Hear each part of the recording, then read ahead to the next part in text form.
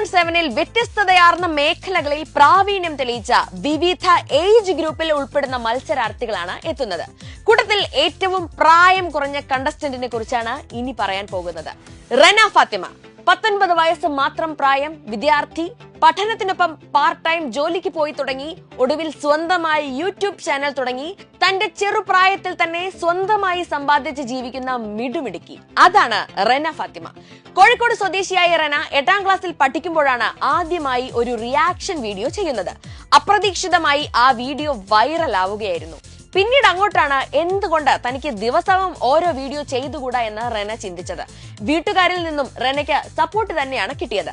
+1-ൽ പഠിക്കുമ്പോഴാണ് റെന ആലിബുമായി പ്രണയത്തിലാകുന്നത്.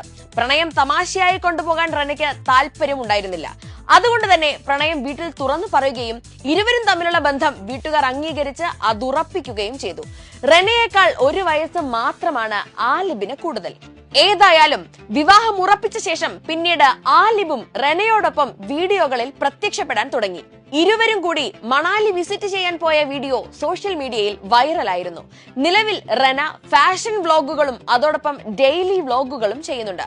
വളരെ കൂളും എനർജറ്റിക്കുമായ Rena big boss ഹൗസിലെത്തിയാൽ എന്തെല്ലാമായിരിക്കും സംഭവിക്കുക? കരുത്തരായ സ്ഥാനാർത്ഥികൾക്കൊപ്പം റെനയ്ക്ക് പിടിച്ചു നിൽക്കാൻ കഴിയുമോ? തളർന്നു പോകുമോ? പുറത്ത് ഒരുപാട് ആരാധകരും ഹേറ്റേഴ്സ് കുറവുമുള്ള റെനയ്ക്ക് ഇനി ഹേറ്റേഴ്സ് കൂടുമോ? അതോ കപ്പടിച്ചാവുമോ റെനയുടെ മടക്കം? കാത്തിരുന്ന് കാണാം.